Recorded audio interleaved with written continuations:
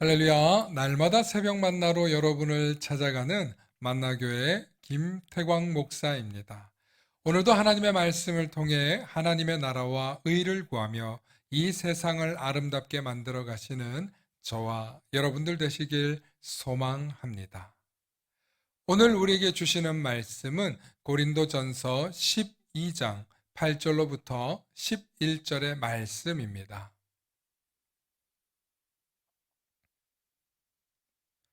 어떤 사람에게는 성령으로 말미암아 지혜의 말씀을, 어떤 사람에게는 같은 성령을 따라 지식의 말씀을, 다른 사람에게는 같은 성령으로 믿음을, 어떤 사람에게는 한 성령으로 병 고치는 은사를, 어떤 사람에게는 능력 행함을, 어떤 사람에게는 예언함을, 어떤 사람에게는 영들 분별함을, 다른 사람에게는 각종 방언 말함을, 어떤 사람에게는 방언들 통역함을 주시나니 이 모든 일은 같은 한 성령이 행하사 그의 뜻대로 각 사람에게 나누어 주시는 것이니라. 아멘. 오늘은 성령 충만과 성령의 은사라는 제목으로 말씀의 은혜 나누고자 합니다. 한국교회는 한동안 성령의 능력을 힘입어 놀랍고 괄목할 만한 성장을 이루었습니다. 하지만 성령에 대해 잘못 이해하고 잘못 가르친 결과 부흥했던 교회가 이단 사이비에게 빠지고 또 성도들의 신앙을 병들게 하는 아주 안타까운 경우도 많았습니다. 그러므로 성령의 은사를 잘못 이해하면 성령의 능력을 받는 것보다 더 위험하고 고통스러운 결과를 가져올 수 있다는 사실을 우리는 기억해야 합니다. 무엇보다 성령의 충만을 받으면 다양한 영적인 은사를 경험하게 됩니다. 그 중에 고린도전서 12장 10절의 말씀을 따르면 예언함의 은사, 영들 분별함을, 각종 방언 말함의 은사, 방언들 통역함의 은사 등 성령의 영 분별과 언어적 은사들로 기록되어 있습니다. 성령의 은사 가운데 이 예언의 은사는 가장 주의하고 조심스럽게 다루어야 하는 부분입니다. 왜냐하면 대부분의 사람들이 예언이라고 하면 앞날을 예측해 미리 말하는 것으로 생각합니다. 하지만 그것은 완전히 잘못 해석한 부분입니다. 성경에서 말하는 예언은 한자로 미리 예측할 예를 쓴 예언이 아니라 맡을 예, 저장할 예라는 한자를 씁니다.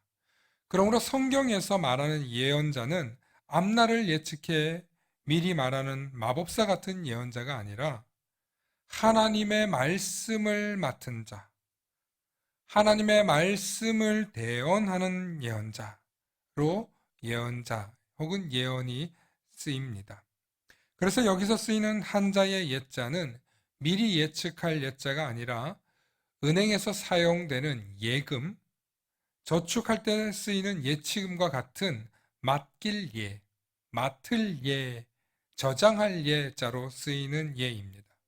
마치 우리가 은행의 예금 신탁이라는 용어를 들어보신 적이 있을 것입니다. 그러므로 구약 시대의 예언자들은 하나님으로부터 말씀이나 메시지를 교회나 성도들을 향해 전달하는 말씀을 맡은 자, 하나님께서 그 입술에 말씀을 맡긴 자들이라는 것이 바로 예언자의 의미입니다. 신약시대에 와서는 이 예언자들이 예수님이 태어나실 당시를 제외하고는 등장하지 않습니다. 그 이유는 예수님께서 하나님의 예언의 말씀을 완성하셨고 예수님 자체가 말씀이시기 때문입니다. 이후 예수님께서 제자들에게 전달하신 명령은 성령 충만함을 받아 예수님께서 가르치신 것을 생각나게 하시고 또 가르치실 때마다 도우시는 바로 그런 명령을 받은 자들이 제자들, 사도들, 또 예언자의 역할을 하게 된 것입니다. 그러므로 예수님의 말씀을 전하고 가르치는 것이 제자들과 교회의 사명이 되었습니다. 성령의 은사 가운데 예언의 은사는 미래를 예언하는 것이 아니라 하나님의 말씀이신 예수님을 전하는 것이며 예수님의 지상 명령을 이 땅에서 완수하시는 것이 성령의 은사라는 사실을 기억하시기 바랍니다. 현대 그리스도인들 가운데 성령의 충만함을 사모하고 성령의 은사를 사모하도록 가르치긴 했지만 정작 성령 충만함을 받고 성령의 은사를 받은 뒤 무엇을 할 것인가에 대해서 제대로 가르치지 않아 문제가 되곤 했습니다. 오늘 이 시간 생각해 보시기 바랍니다. 나는 무엇 때문에 성령 충만함을 받으려고 했던가? 나는 무엇 때문에 성령의 은사를 사모했던가 말입니다. 제가 여러분들에게 질문 하나 해보겠습니다. 여러분들은 정말 주님을 위해 성령 충만함을 받기를 소망하십니까? 여러분들은 정말 하나님의 나라와 의를 구하며 하나님의 뜻을 이루기 위해 성령의 은사를 사용하고 계십니까? 성령님이 주시는 예언의 은사나 영분별, 방언을 통용함이 누구를 위함이었다고 생각하시나요? 그 모든 것은 하나님을 위한 것이며 하나님의 기쁨과 우리를 보내주신 주님의 계획 속에 이루어지기 위해 주신 각종의 은사들입니다. 그렇지 않다면 하나님께서는 우리에게 주신 은사, 우리에게 주신 성령 충만함은 오히려 우리를 타락하게 하고 하나님으로부터 멀어지게 하며 결국에는 멸망하게 되는 것입니다. 베드로와 빌립이 복음을 전할 때의 일이었습니다. 사마리아 지역에 시몬이라는 사람이 있었는데 그는 그 지역에서 꽤나 유명한 사람이었습니다. 그 이유는 그가 그 지역에서 마술을 좀 할 줄 아는 사람이었기 때문입니다. 그런 시몬이 빌립의 전도를 통해 복음을 받아들이고 세례까지 받았습니다. 그런데 사도들이 안수하는 것을 보고 성령이 임한다는 사실을 알게 되었습니다.